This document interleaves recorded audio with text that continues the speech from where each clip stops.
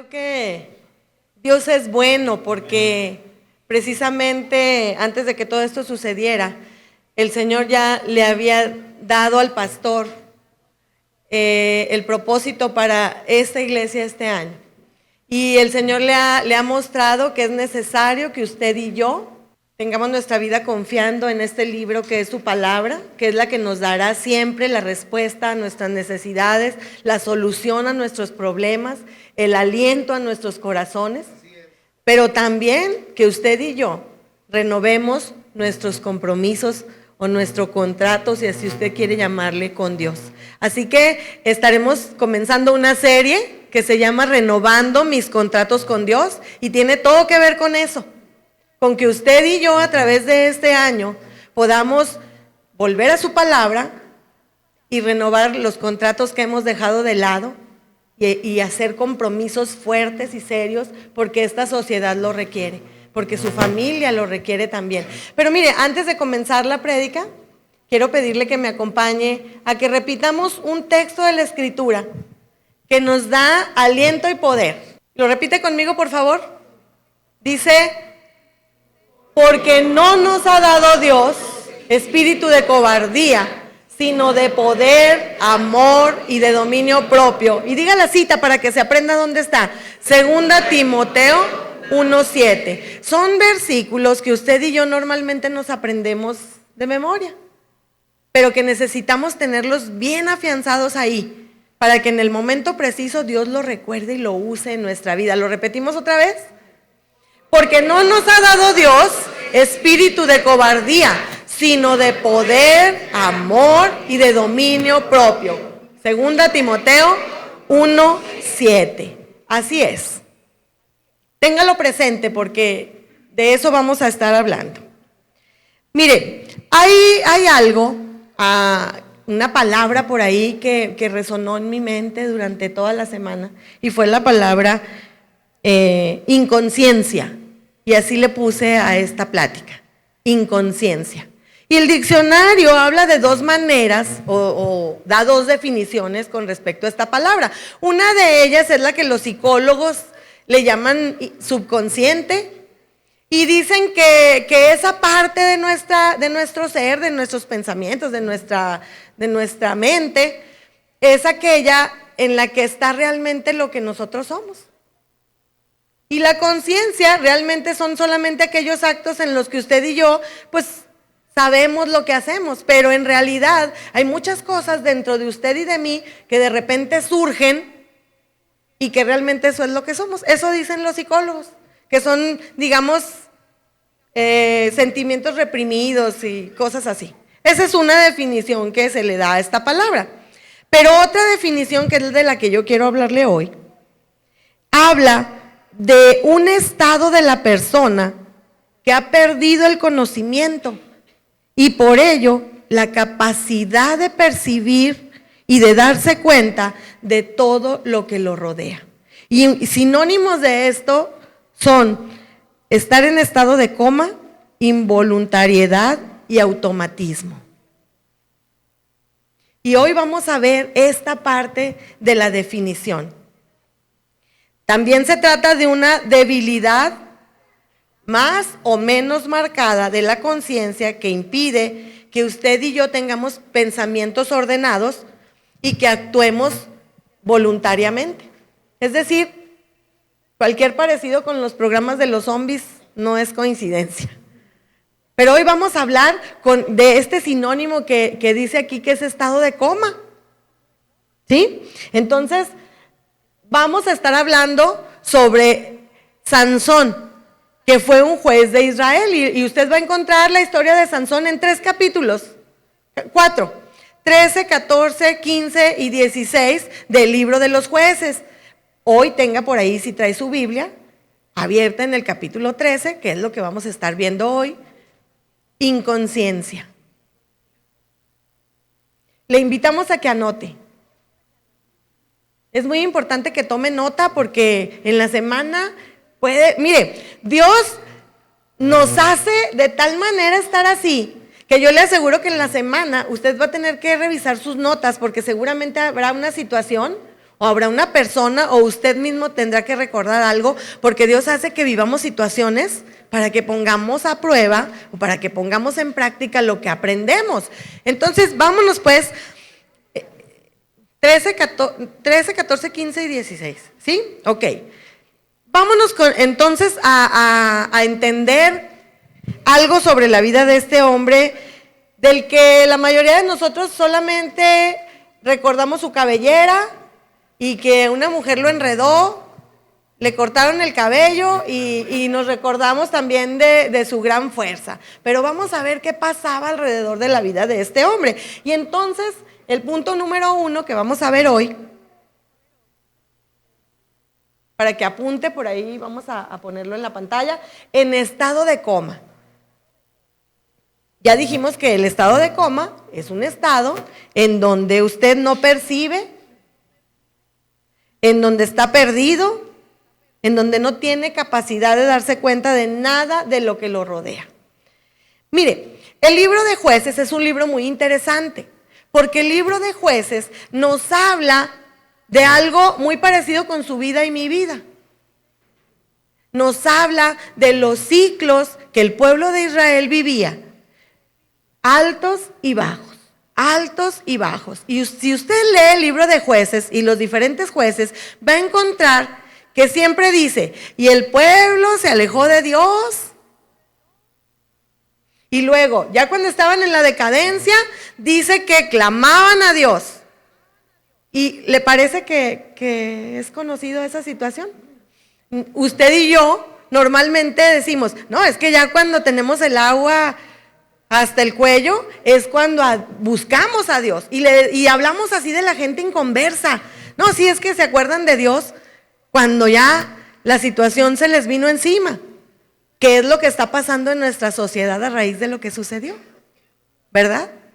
Pero mire, hay algo muy interesante. Usted y yo lo usamos para referirnos a las personas que no creen en Dios. Pero el libro de los Jueces nos habla que su pueblo era el que vivía estos ciclos. Estaban con Dios a todo lo que daba, les daba victorias, ellos tenían la bendición de Dios sobre ellos, pero luego sucedía algo muy extraño. Comenzaban a acostumbrarse y volvían a estar en el suelo. Y entonces otra vez, y así se la pasó el pueblo, así se la pasó. Y tal vez usted y yo en muchas ocasiones hemos estado igual, pero la misericordia de Dios ha estado presente siempre y escucha el clamor de sus hijos y nos levanta. El pueblo ya había disfrutado de una victoria, ya había estado en comunión con Dios, ya había recibido su favor, pero comenzó a sucederle esto otra vez. Y en el capítulo 13 del libro de los Jueces, versículo 1, podemos ver, no sé si Ivy nos pueda ahí poner para que vayamos viendo lo que dice la historia.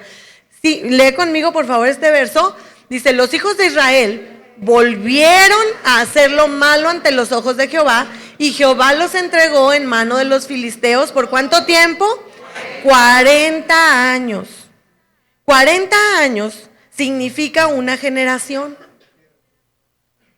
Y no sé si venga a su mente aquel pasaje de la Escritura cuando dice que hubo una generación que ya no conoció a Dios. Entonces, 40 años y el pueblo está alejado de Dios otra vez. ¿Qué le dice? Que hubo una generación que comenzó a acostumbrarse, que comenzó a despegarse de Dios de tal manera que la siguiente generación ya no conocía para dónde correr. Ya no sabía para dónde ir, ya no tenía fresco en su mente, ya no tenía en su corazón esa comunión con Dios. 40 años. Y en esta ocasión el pueblo era presa de un tremendo país, de un tremendo ejército, de una tremenda civilización que eran los filisteos. Los filisteos eran un pueblo poderoso. Enormes, ¿recuerda a David peleando contra los filisteos? No eran cualquier persona. Y ¿sabe qué? A diferencia de otras civilizaciones que habían conquistado al pueblo de Israel, los filisteos no llegaron matándolos ni usaron realmente una fuerza sobre ellos, su fuerza militar, porque era algo que los caracterizaba. ¿Sabe? Los filisteos tenían en su poder en aquel entonces el conocimiento para forjar el hierro, cosa que otros pueblos no. Entonces imagínese el arsenal que los filisteos podían tener en aquella época. ¿Se acuerda que Goliat le dice, tú vienes a mí con palos y piedras? Todavía no pasaba lo de David y Goliat. Entonces estamos hablando de que el pueblo de Israel era un pueblo que su armamento no le daba para enfrentarse a ese pueblo. Entonces el pueblo estaba siendo sometido por un ejército que en cualquier momento podía llegar y devastarlos. Pero ¿sabe qué? Ellos tenían una fuerza aún más poderosa y usaron dos armas contra las que el pueblo de Israel ni siquiera supo que estaba luchando. Quiero que ponga mucha atención en esto, porque tiene todo que ver con lo que estamos viviendo el día de hoy. Dos armas que usaron los filisteos que los israelitas nunca percibieron, que fueron el acomodo y la asimilación o el sincretismo. Los filisteos dominaron al pueblo de Israel y sabe que a diferencia de otros pueblos, los madianitas y los demás pueblos contra los que lucharon los demás jueces estaban fuera del territorio de Israel. Pero los filisteos sí avanzaron y conquistaron ciudades que le pertenecían al pueblo. Entonces, el pueblo no podía detenerlos porque ¿cómo los detenía? Si es como yo voy con una pistola de agua y él viene con una super espada. No había manera de detenerlos. Entonces, ¿qué pasa? Pues fueron avanzando de tal manera que esas dos armas fueron así como una muerte silenciosa para el pueblo. ¿Por qué? Porque si los israelitas necesitaban alguna herramienta como un arado, ellos no la podían fabricar. Ellos iban con los filisteos y la compraban, y los filisteos felices de la vida. Y así todas las cosas que los israelitas necesitaban, que el pueblo filisteo tenía, ellos iban y lo compraban. Entonces se acostumbraron ¿a qué? A ir y venir, a estar entre ellos. Al cabo no pasa nada, ellos me venden, yo les compro. Y entonces comenzaron a acomodarse a la cultura de los filisteos. Otra cosa es la asimilación o el sincretismo. ¿Sabe cómo lo lograron? Pues tú vienes, te gusta mi hija, pues te la doy en casamiento. Cásate con ella, cásate con él, no pasa nada. Ahora somos compas, somos familia. Y entonces, ¿sabe qué sucedió? El pueblo de Israel empezó a perder su identidad. Y sin darse cuenta, estaba mezclado entre sus enemigos. No sentían el yugo de la esclavitud, porque no sentían daño aparente. Por eso es que le puse a este punto en estado de coma. Y tú y yo podemos estar de la misma manera. Yo no sé si lo que sucedió, o sea, que Dios está queriendo que nos demos cuenta que posiblemente estamos en estado de coma, estamos infectados, tenemos una enfermedad y no nos hemos dado cuenta, asintomáticos, totalmente. Y nos parece que es normal los problemas que vienen a nuestra vida, porque todo mundo los tiene. Y nos parece normal nuestra situación económica, porque es que la economía está difícil. Y nos parece normal que nuestros hijos prefieran amigos de fuera de la iglesia, porque es que aquí casi no hay jóvenes. Y nos parece normal que las costumbres en nuestra casa sean las mismas que las de los filisteos. Esto le sucedió al pueblo de Dios. Y tú y yo somos pueblo de Dios.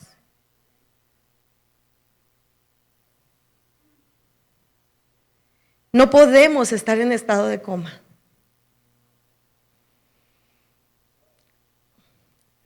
Primera de Samuel 13:19 nos muestra ahí cómo es que los filisteos tenían ese poderío sobre el pueblo de Israel con respecto a la fundición del hierro y todo eso. Pero quiero que lo vea, que lo anote para que vaya aprendiendo de la historia y el por qué Dios va permitiendo que sucedan cosas.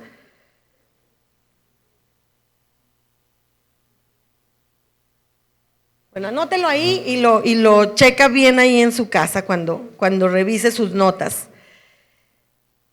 Esas eran las dos grandes armas, ¿sí?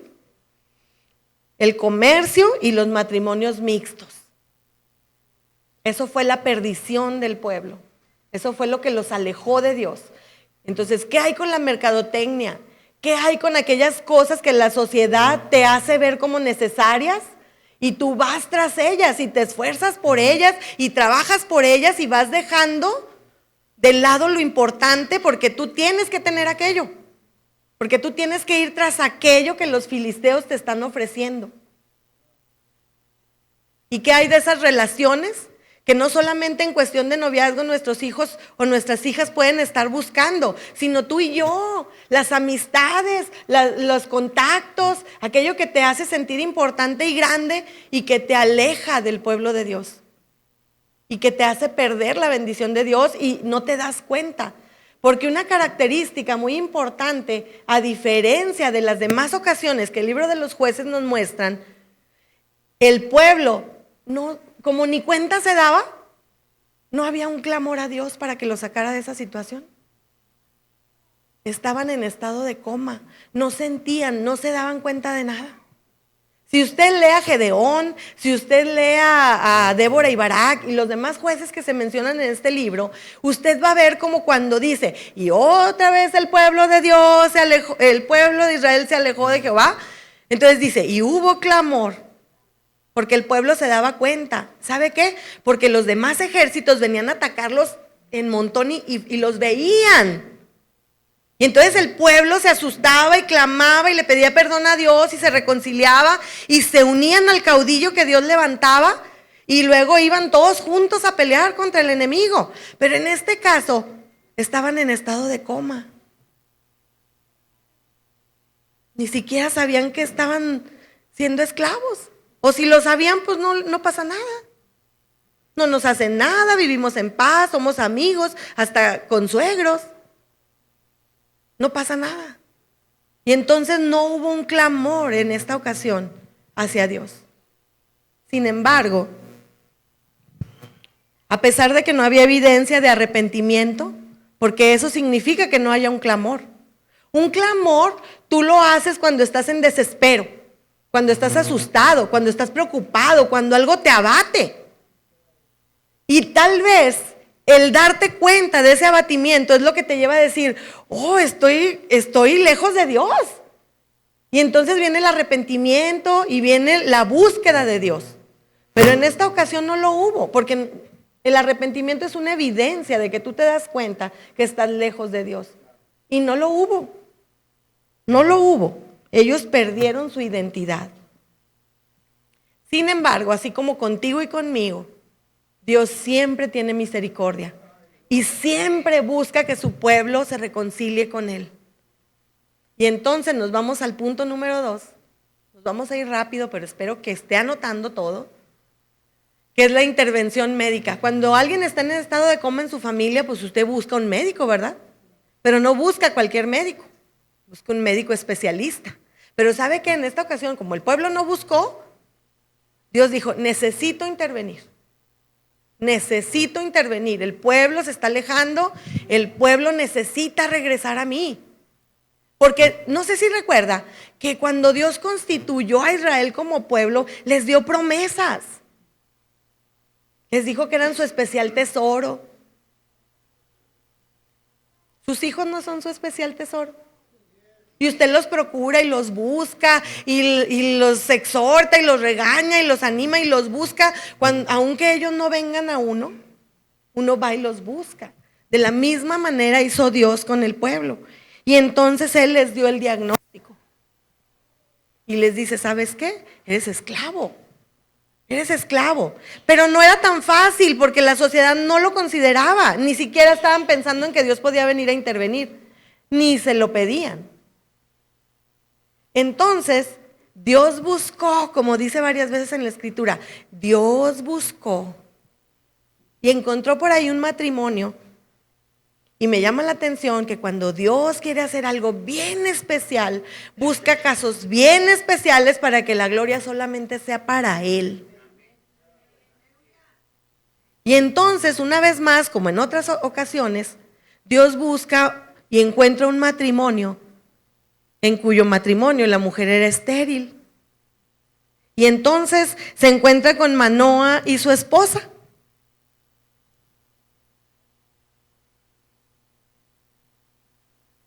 ¿Y qué cree? A mí me encantó y dije, híjole, Señor, qué maravilloso debió haber sido verte. El mismo Jesús, o sea, el pueblo estaba tan alejado, tan ciego, tan en estado vegetativo, que el mismo Jesús, el mismo Dios, bajó a hablar con la esposa de Manoa. Esta vez no envió un ángel, Jesús mismo vino a ese matrimonio. Y entonces ve a esta mujer, y ahorita vamos a ver por qué sabemos que es Jesús. Entonces él viene y visita a la esposa de Manoa, de cuyo nombre no sabemos nada, no se menciona. Entonces viene y busca a una mujer en especial, porque sabe que el yugo era tan pesado, el yugo filisteo era tan pesado que requería a alguien especial. Como le digo, en otras ocasiones el ejército estaba ahí, listo para atacar. Y se levantaba un caudillo y se le unía a todo el pueblo e iban a luchar contra él. Pero en esta ocasión aparentemente no había ningún ejército que vencer. Entonces ellos ya no se daban cuenta del yugo, ellos no tenían ni idea de lo que pasaba. Entonces Dios busca a esta mujer para darle una encomienda muy especial. Y Dios comienza con dos personas, un matrimonio, y le anuncia a la mujer y le dice, vas a tener un hijo. Y le dice algo muy especial. Vas a tener que cuidarte de esto, esto y esto. Ahorita vamos a ver de qué se trata.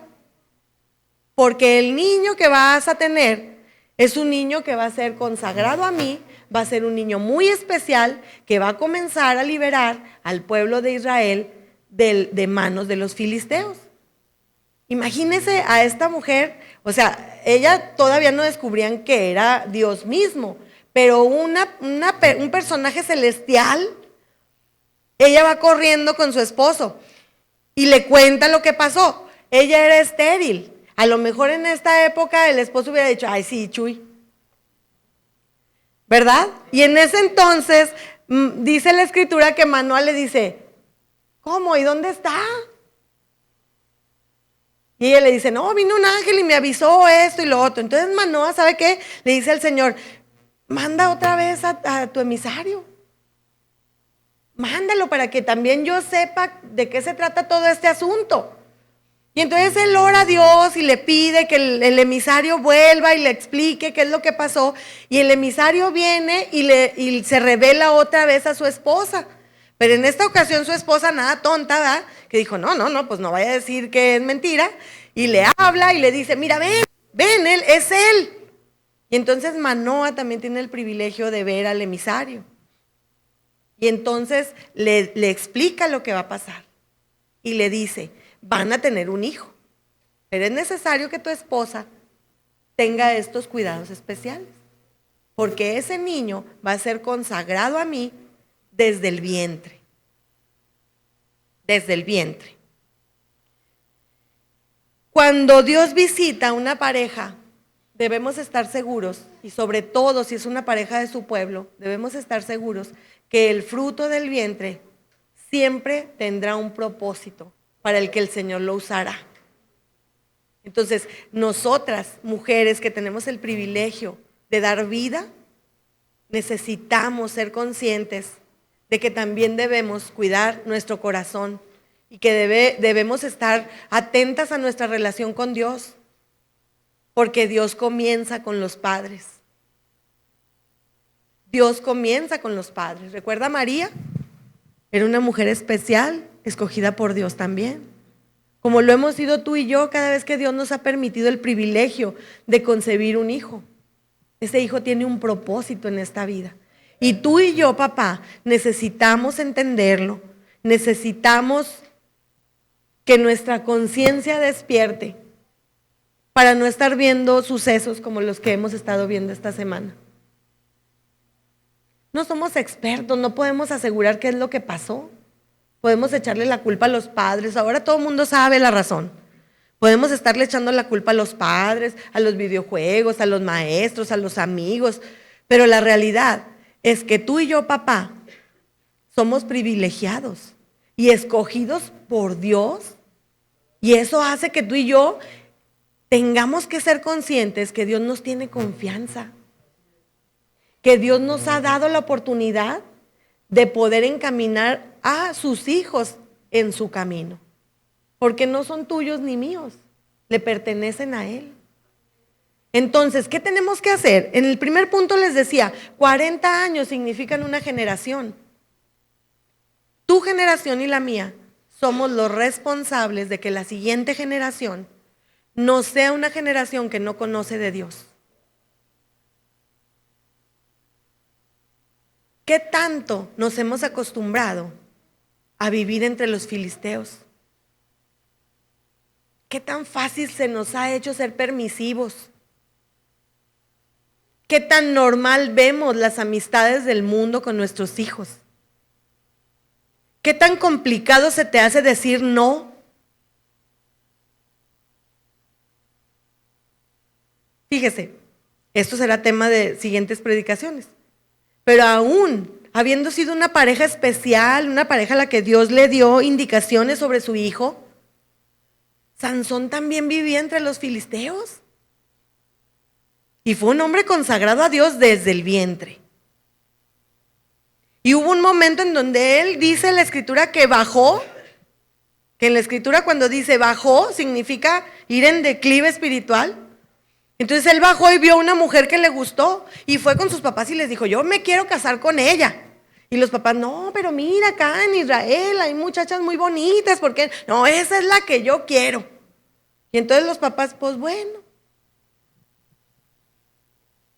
¿Cuántas veces has dicho? Pues bueno.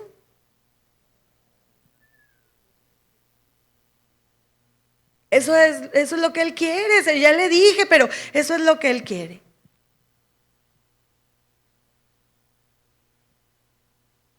Necesitamos analizar qué tan acostumbrados estamos a vivir entre los filisteos.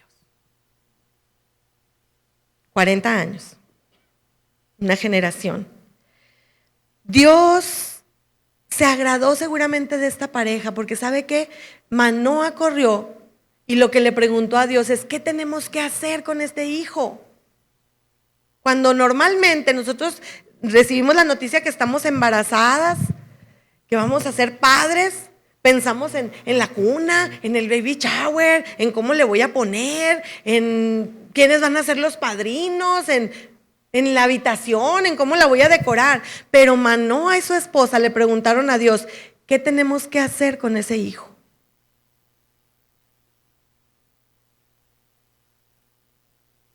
Tu hijo, mis hijos, tus hijos, mis hijos, fueron un regalo de Dios con un propósito para esta sociedad. ¿Le has preguntado a Dios qué tienes que hacer con ese hijo? ¿O pasan los días y sin darte cuenta tu hijo vive acostumbrándose a vivir entre los filisteos porque tú no le has marcado el propósito por el que Dios lo trajo a este mundo? Dios te lo revela. Si tú se lo preguntas, Él te lo revela. Y necesitamos como papás, así como Manoa y su esposa, ir a Dios constantemente y preguntarle, ¿qué tengo que hacer con este hijo? Y no es tarde, nunca es tarde. Dios está ahí siempre, atento, queriendo reconciliarse con su pueblo.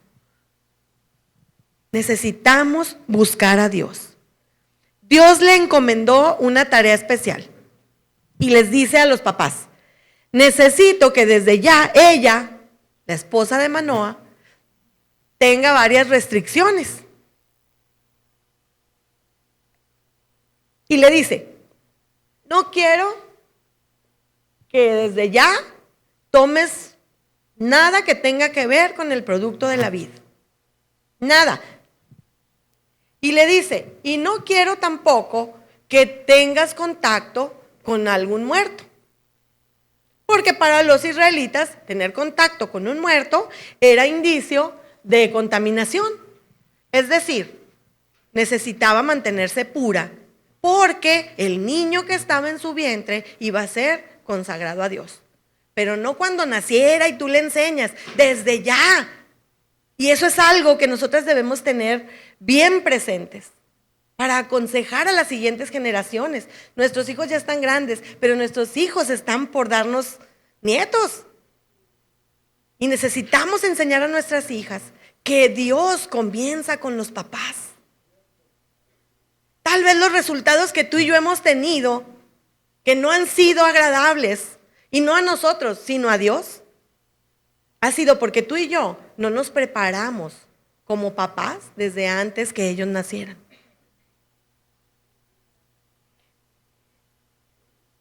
Consagrado a Dios desde antes de su nacimiento. En el capítulo 13, en los versículos 5, 7 y 14, se repite esta consagración que Dios quiere para ese hijo. Es el voto nazareo. Y lo puede encontrar usted en Números, capítulo 6, del verso del 1 al 8. Y mire, este voto tenía 4 propósitos, 4 características que le quiero comentar hoy. Nazareo significa separar. Separar para estar consagrado a Dios. ¿Y le viene a la palabra algo parecido? ¿A la mente? Santo. ¿Y sabe qué? Dios nos ha dicho a usted y a mí que somos nación santa. ¿Eso qué quiere decir? Que usted y yo debemos vivir separados, consagrados para Dios. Eso es lo que significa nazareo.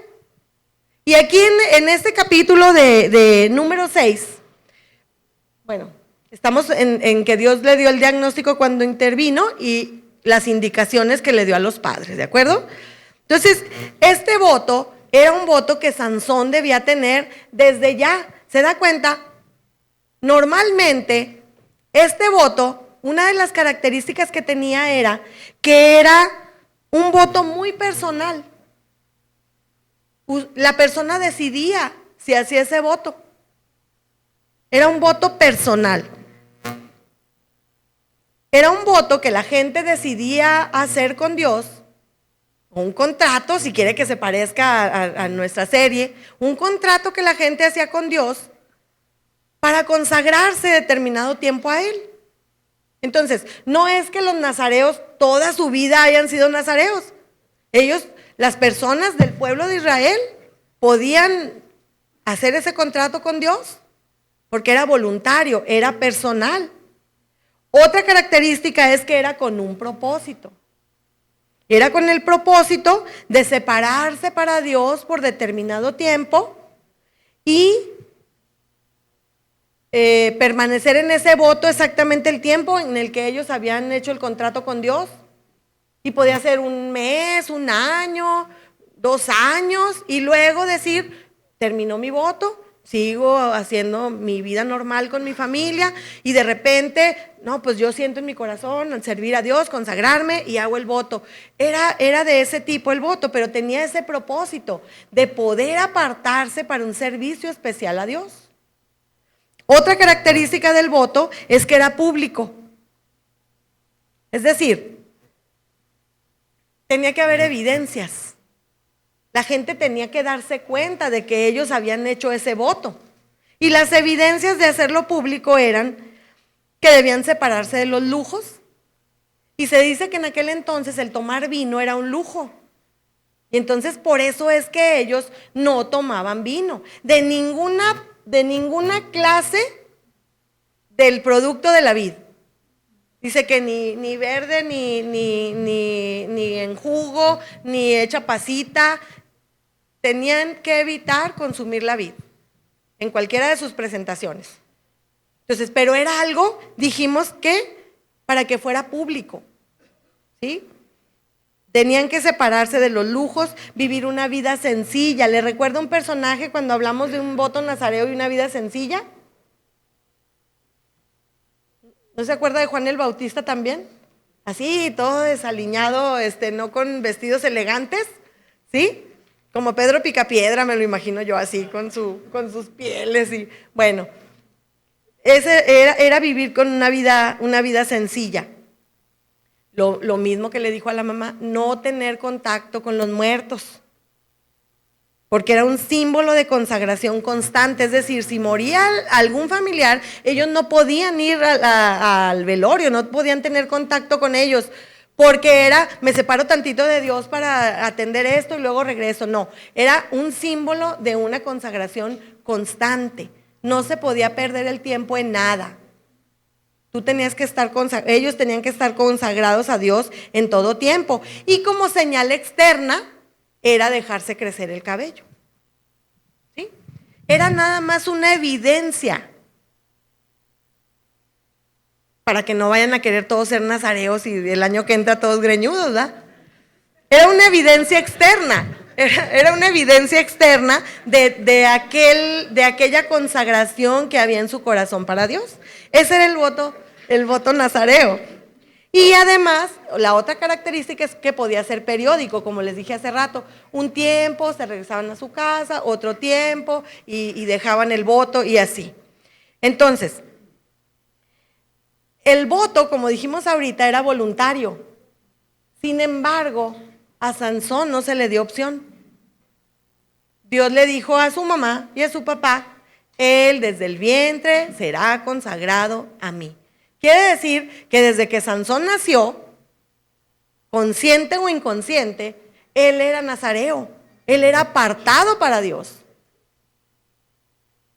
Y lo mismo debe ser con nuestros hijos. Conscientes o inconscientes, son apartados para Dios. Y debe haber evidencias en su vida que tú y yo le enseñemos de esa consagración a Dios. Es decir, nosotros no tenemos la opción de permitirles el decir, pues es que todo el mundo lo hace. Y cuesta trabajo, papás. Cuesta mucho trabajo. Pero si los jóvenes que me están oyendo dicen, bajen esa señora porque me está molando la vida, quiero decirle que si usted termina de ver la historia, es conveniente que tú obedezcas a tus padres. Porque tus padres, si a partir de hoy hacemos lo mismo que Manoa y su esposa, entonces recibiremos de Dios la instrucción para tu vida. Que tal vez en este momento tú no ves, no entiendes. El mundo, la ebullición de la sociedad te come y no te permite todavía ser consciente de los planes que Dios tiene para ti. El voto fue puesto por él sobre Dios mismo, en medio de la sociedad que lo rodeaba, porque seguramente, voluntariamente, Sansón no lo hubiera tomado. Entonces Dios dijo, este es mío y no le doy opción a moverse a izquierda o a derecha. Porque eso sucede. Cuando tú y yo decimos, cuando esté grande, que él decida. Ahorita que viva la vida, que aprenda, que conozca, y cuando esté grande que decida. Entonces tú y yo vamos a estar llorando, clamando a Dios, si es que no estamos en estado de coma.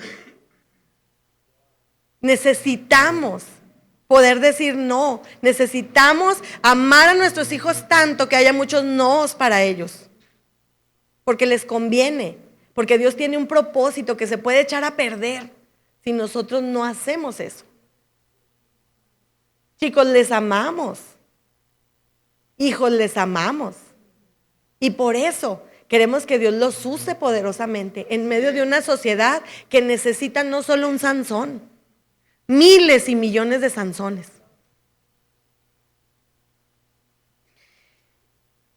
él no hubiera tomado la opción seguramente, porque el yugo filisteo era muy pesado, demasiado pesado, de tal manera que en momentos en donde él abandonó su voto, se convirtió en un cautivo desvalido. Y eso es lo que necesitamos evitar para nuestros jóvenes. El poder de Sansón no estaba realmente en su pelo, estaba en su corazón, en el contrato que él tenía con Dios. Ahí radicaba el poder que él tenía. El pelo era una evidencia solamente de que él estaba consagrado a Dios. Y entonces, alivio. Sí hay recuperación, hermanos. Sí hay una recuperación. Sí, Dios nos ama tanto que interviene, nos da la receta, nos da las indicaciones, y entonces de estar en terapia intensiva, en estado de coma, nos pasan tranquilamente al área de recuperación. Dios tiene la solución para esto. Tal vez primero nos pongan en aislamiento. Y esto tiene mucho que ver con la vida de Sansón, porque ¿sabes qué? Fue diferente a los demás jueces. No solamente porque no hizo un ejército, sino porque nunca tuvo seguidores. Él estaba solo. El pueblo ni cuenta. ¿Se acuerda que dijimos? Ni cuenta se daba de lo que estaba pasando. Pero entonces Sansón tuvo que trabajar siempre solo. Siempre estuvo solo, a diferencia de los demás jueces. Porque había personas arrepentidas en las ocasiones anteriores, buscaban a Dios, seguían al líder, pero dijimos que no había arrepentimiento. Sansón luchó solo y sus batallas normalmente fueron sus propios asuntos personales. ¿Cuántas batallas a veces te parece, ¿por qué me dejan solo? Y quieres que todo el mundo esté contigo y que todo el mundo te cubra la retaguardia y venga y te diga cuál es la solución. Pero hay muchas batallas que, como Sansón, tú y yo tendremos que enfrentar solos, porque son asuntos personales. Son nuestros propios filisteos rodeando nuestra vida. Necesitamos entender que no siempre estaremos acompañados. Pero ¿sabe qué? Siempre que Sansón libró una batalla, hay algo bien interesante que dice la Escritura. Y el Espíritu de Dios vino sobre Sansón. Y la buena noticia para ti y para mí es que nosotros no tenemos el Espíritu de Dios que va y viene. La palabra de Dios dice que nosotros hemos recibido un espíritu, como dijimos al principio, de poder, que permanece en nosotros como arras de la promesa. Cuando el novio venga, usted y yo vamos a tener las arras, que es el Espíritu Santo, que nos da poder no para matar a personas, para matar a nuestros filisteos, aquello que turba nuestra mente, aquello que nos adormece y nos tiene envueltos. Mire, hay un versículo en la Escritura que dice, que en Hebreos 12, que dice que nos despojemos de todo peso. Y dice, y quitémonos el pecado que nos asedia. Pero hay versiones que dice el pecado que nos abraza, el pecado que nos embaraza, el pecado que nos rodea. Esos son los filisteos. El enemigo está rodeándonos siempre, constantemente, lo decía el pastor. Y si usted huele a carne, se lo va a comer. Porque él está buscando a alguien a quien devorar. Y Pablo dice en Romanos, porque ocuparse de la carne es muerte, pero ocuparse del Espíritu es vida y paz en Cristo Jesús, Señor nuestro. Tú y yo tenemos el mismo espíritu que Sansón, y no va y viene, y nos da el poder para vencer a los filisteos. Muchas batallas las tendremos que librar solos. No se turbe tu corazón, ni tengas miedo. Dios está contigo. Ni una sola vez vemos a Sansón acompañado por otras personas, uniéndose contra los filisteos. Por el contrario, si usted ve en el capítulo 15, cuando los filisteos vienen enojados, ya después verá por qué, que los filisteos vienen enojados contra el pueblo de Israel, ellos no dicen, ay, ¿por qué se enojan? Vamos a unirnos porque los filisteos vienen. No, ¿sabe qué hacen? Van y buscan a Sansón y le dicen, ¿qué has hecho, Sansón? ¿Qué has hecho? Si son nuestros amigos y tú vas y los molestas y ahora vienen a querer hacer algo en nuestra contra, ¿sabes qué? Te vamos a entregar.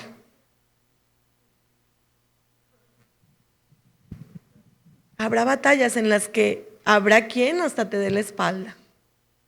Pero en ti está el poder para vencer al filisteo.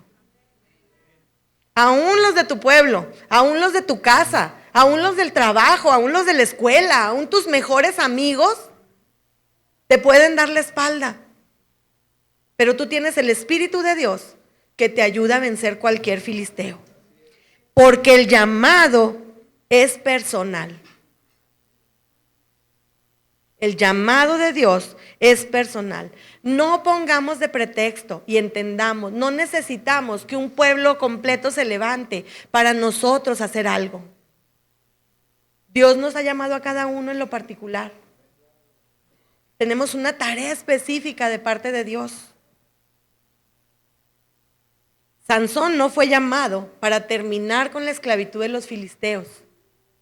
Si usted lee el capítulo 13, Dios le dice a sus padres, ese hijo comenzará a librar al pueblo de Israel del yugo filisteo. Entonces, él no fue llamado a terminar. A lo mejor en algún momento él lo pensó porque les tenía tanto coraje por lo que hacían que iba y mataba miles y miles y miles y ya usted se sabe las hazañas de Sansón. Pero no pudo terminar con el yugo filisteo. No pudo hacerlo. Pero sí logró una cosa. Digamos que esa fue el alta de Sansón, de su enfermedad. Logró que los israelitas pudieran ver lo que Dios puede hacer con un solo hombre. ¿Sí? Logró que los israelitas pudieran ver lo que Dios puede hacer con un solo hombre. ¿Solo? ¿Sin nadie que lo acompañara? Sí, pero Dios con él. Así como Dios está contigo y conmigo. Así que quiero terminar diciéndote, tú y yo vivimos en una sociedad muy parecida a la que le tocó nacer en la que le tocó nacer a Sansón. La gente está acostumbrada, la gente no escucha, la gente no entiende. Tal vez para ellos hasta somos antiguos. Nuestra manera de pensar es ridícula. No es malo ser homosexual, no es malo fornicar, no es malo ser una feminista que hace destrozos, no es malo el aborto, no es malo, nada es malo. Porque la sociedad se ha acostumbrado. Y tristemente en muchas ocasiones el pueblo de Dios se ha acostumbrado a vivir entre los filisteos. Todo el escenario es igual al escenario en el que Sansón le tocó nacer. Espero que este pueblo no esté en estado inconsciente. Y si en algún momento de esta plática Dios te ha dicho, quiero intervenir porque sin darte cuenta has caído en coma. ¿Sabe qué? Seguramente lo que sucedió el viernes es una intervención de Dios para sacudirnos. No a la sociedad, sino a ti y a mí que somos su pueblo. Estamos dormidos. Estamos en coma. El Espíritu de Dios está en ti y en mí. Y lo guardamos como si fuera un tesoro que nadie puede tener. Es mío, mío, mío. Y él y yo aquí en mi casa, en mi iglesita, cuando la sociedad necesita que haya Sansones que vayan y derroten a los filisteos. Necesitamos la intervención divina. Y Dios quiere intervenir hoy. Dios quiere darte las indicaciones otra vez y decirte: quiero que seas un pueblo diferente. Yo te escogí, yo te aparté. Eres mi especial tesoro. Y te amo tanto que quiero intervenir. Y necesito que te dejes. Necesito que aceptes mi tratamiento. Que despiertes de esa inconsciencia. Porque los filisteos están a la puerta.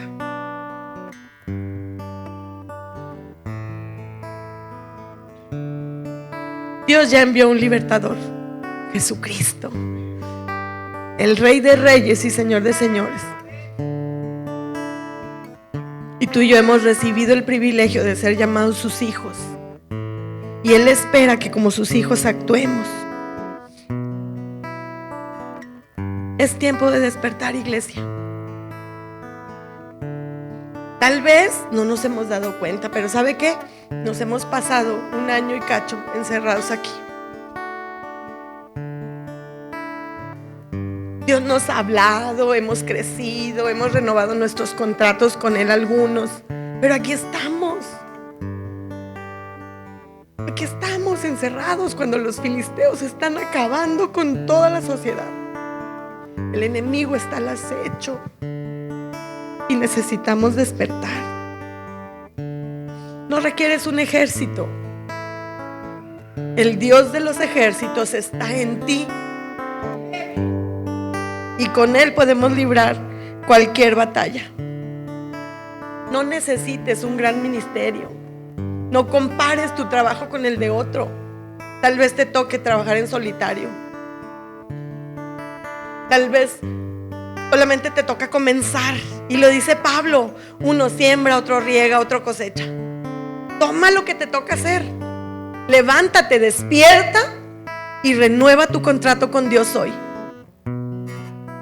Yo no sé si hoy entre nosotros haya alguien que jamás ha firmado un contrato con Dios y que su vida se la ha pasado mezclado por allá, viviendo como todo mundo vive, doliéndose y sufriendo como todo mundo sufre.